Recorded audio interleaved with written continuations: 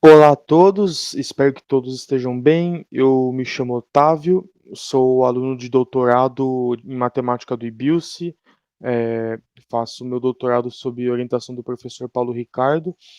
E na apresentação de hoje eu vou falar um pouquinho para vocês do que eu estudei no meu doutorado, certo? Uma parte do problema que eu ataquei no meu doutorado, que diz respeito à classificação topológica de retratos de fase, de sistemas forçados ou também conhecidos como sistemas com impasses, tá? Todos os resultados que eu apresento aqui, eles podem ser encontrados com mais detalhes, elaborados com mais detalhes neste pré-print, disponível no archive, tá? E esse estudo, ele contou com apoio financeiro da FAPESP e da CAPES.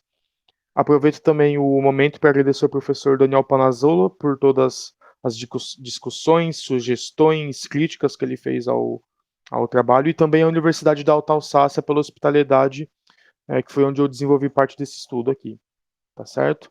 É, o objeto principal de estudo desse meu trabalho são os chamados sistemas com equações diferenciais com impasses, ou sistemas com impasses, sistemas forçados, que são sistemas de equações diferenciais escritos dessa forma, onde A é uma matriz, F é um campo de vetores, e aqui, no nosso contexto, a gente vai supor que todos esses objetos são analíticos, tá certo? Bom, é, o, o que motivou a gente a fazer esse estudo foi o seguinte: no estudo de singularidade de sistemas com impasses, os autores costumam supor que a variedade de impasse ela é sempre regular, ou seja, a variedade não admite singularidades. E é justamente esse tipo de problema, esse tipo de desafio que a gente buscou abordar aqui, tá certo? Então, as singularidades que a gente vai estudar nessa apresentação, elas podem ser um pouco mais degeneradas do que a literatura apresenta. Tanto o ponto de equilíbrio do campo de vetores adjunto, quanto a variedade de impasse, certo? Ou seja, a gente vai abordar os casos que a gente vai admitir são esses que estão na tela, certo? Pontos de equilíbrio em cima do impasse, pontos singulares da curva de impasse, as duas situações anteriores ocorrendo simultaneamente, tangências também a gente vai adotar, e essa figura aqui mais à direita, desculpa, ela é um ponto não singular de impasse. Então, é, esses dois casos aqui em particular foram casos que não foram tratados na literatura até aqui. Tá, correto? Como a gente vai tratar da classificação topológica de retratos de fase, ou seja, a gente vai classificar esses sistemas a partir de homeomorfismos, uma ferramenta muito útil que a gente vai usar aqui são os chamados blow-ups, em particular blow-ups com peso, tá certo? E o chamado teorema de resolução de singularidades, tá ok? Para falar grosso modo, o que a gente faz é o seguinte: a gente vai pegar uma singularidade e substituir essa singularidade por um conjunto homeomorfo S1, correto? E nesse novo conjunto homeomorfo S1, novas singularidades vão aparecer e menos degeneradas do que essa primeira aqui. E a cada passo a gente vai trocando essas singularidades por conjuntos homeomorfos a S1. No final desse processo, a gente vai ter apenas singularidades as mais simples possíveis, dentro de um certo sentido, tá? Que eu não vou entrar nesse detalhe agora.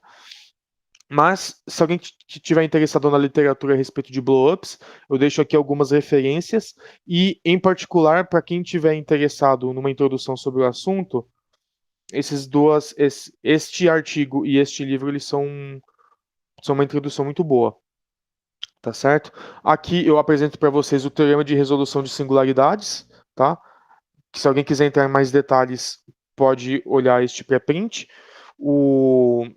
Aqui ele está enunciado na sua forma global, mas aqui o que a gente vai tratar é da sua. Mas o nosso estudo que a gente vai fazer aqui é local, certo?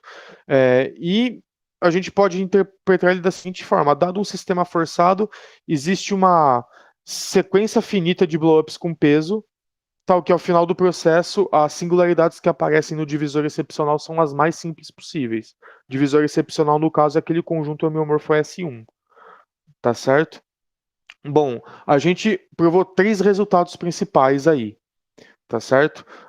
E como a gente está falando de classificação topológica, né? É, para ser um pouco mais preciso na nossa formulação, a gente vai falar de equivalência orbital, tá certo? Que para a gente vai ser um homeomorfismo φ, tá?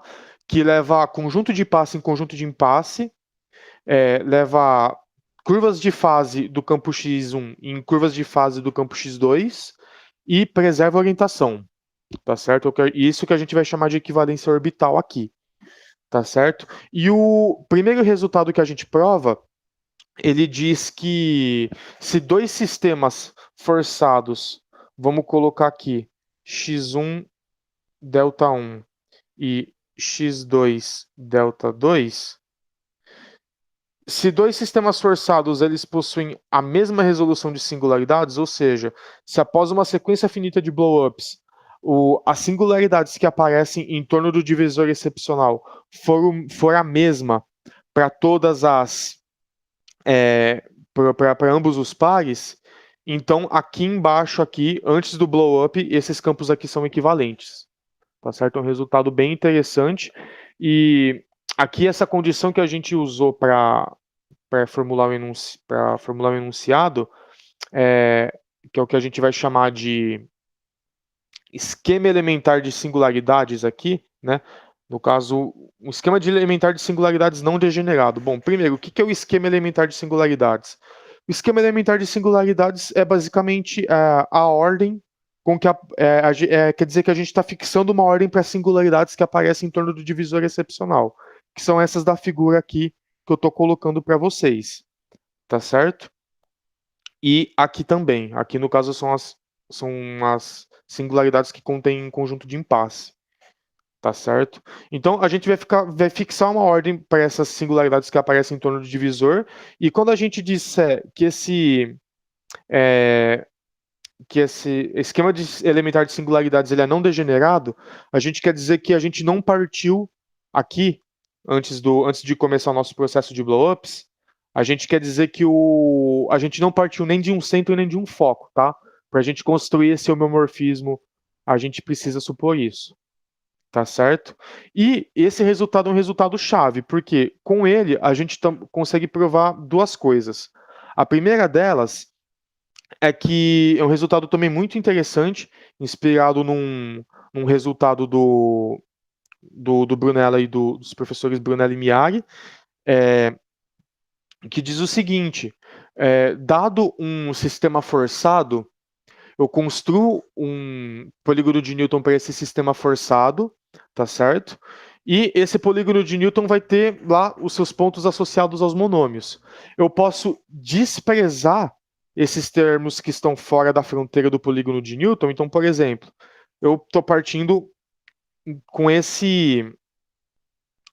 desse sistema forçado aqui, tá? Construir o polígono de Newton. Descarto os termos que estão fora da fronteira do polígono, ou seja, eu vou ficar só com esses daqui, e vou pegar apenas os monômios associados a esses termos que eu circulei, tá? Obtendo então esse campo. O que diz o nosso teorema B? Que esse sistema 6, ele é topologicamente equivalente a esse sistema 7 aqui. Ele é orbitalmente equivalente, correto? Então é outro resultado bem interessante, mostrando que a fronteira do polígono de Newton determina topologicamente a singularidade do sistema forçado. É claro que na formulação a gente precisa definir uma condição de não degenerescência aqui, que eu não vou entrar nesse detalhe, mas o lado bom é que essa condição de não degenerescência ela é genérica, certo? Então é uma condição boa. Beleza? E por fim, o que a gente fez, primeiro a gente considerou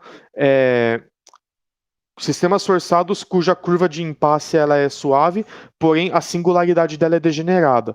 Agora a gente vai pegar a situação oposta. A gente vai pegar um sistema forçado como este aqui, ó, como essa equação 8 aqui, que tal que a origem não é um ponto de equilíbrio, porém a curva de impasse é uma das curvas classificadas pelo Arnold, uma daquelas famílias AK, DK, E6, E7 e E8. certo? E a gente estudou condições para ver quando que a gente pode desprezar esses termos aqui que não são constantes, certo? A gente pega um sistema forçado que não se anula na origem, que o campo de vetores não se anula que não se anula na origem e que a curva é uma daquelas classificadas pelo Arnold.